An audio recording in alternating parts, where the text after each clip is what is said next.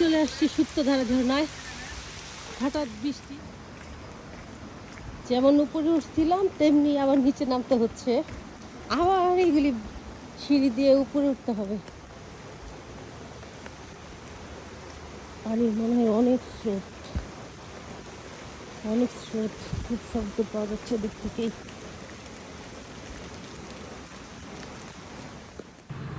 সিঁড়ি দিয়ে নামার পরেই ছিল বেশ খানি কাদা। সবাই তো কাদার জন্য খুব ভয় পাইছে। আমাকেও বলছিল যে আপনি যান না, কাদা আছে নিচে। তা আমার মনে হলো যে আসছি যেহেতু, সুপ্তধারা তো দেখতেই হবে, না দেখলে কি হবে।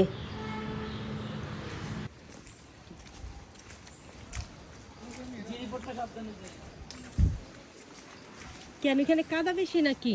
হ্যাঁ, একটু কাদা। ওই সামনে গিয়ে উপরে দিয়ে যায় না, ওই ঝিরি দিয়ে যায় না, উপরে দিয়ে কাদাটা প্রচুর একেবারে। মানুষ আছে না?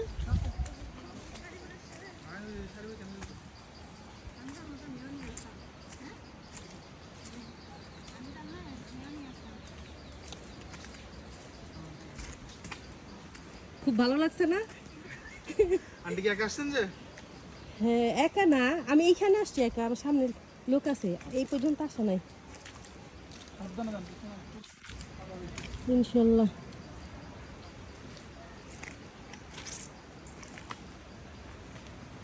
কাদা কাদা কাদা, ইয়া আল্লাহ। আমি একটু এই রাস্তাটা দিয়ে যাই, এই রাস্তায় কাদা কম। ইয়া আল্লাহ, এই যে এইখানে অনেক কাদা। এইবার উঠি, এই যে প্রায় কাছাকাছি চলে আসছি মনে হয়।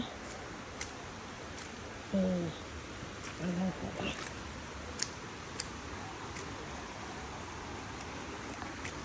ঝিলপথ বেরিয়ে একটা, এই হলো ঝিরিপথ।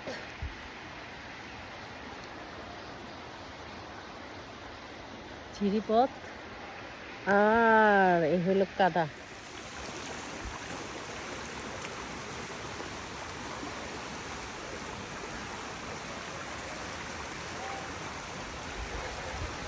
সামনের দিকে দিয়ে যায়।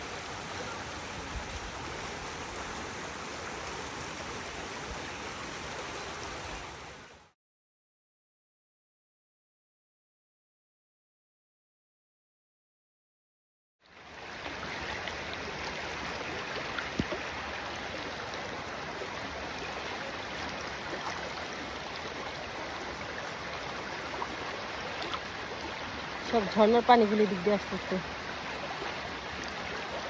এখন এদিক দিয়ে যাবো, দেখি।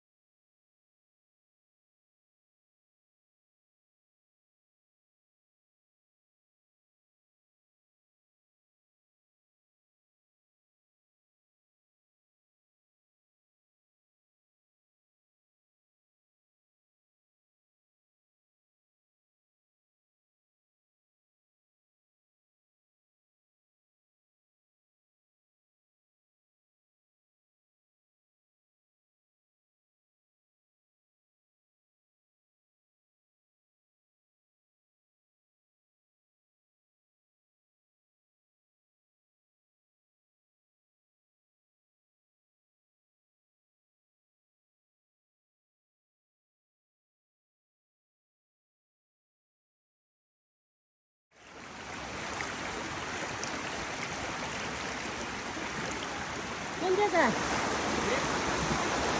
কোথায়?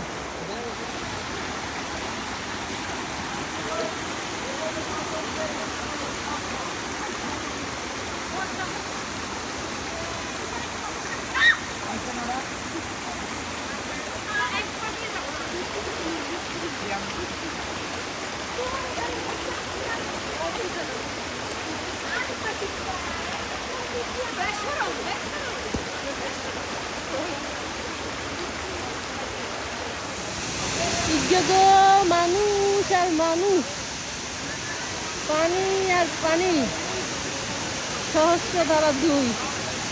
মাশাল্লাহ এত পানি। আজকে অবশ্য দুইবার করে বৃষ্টি হয়েছে, এখন বাজে 2:30।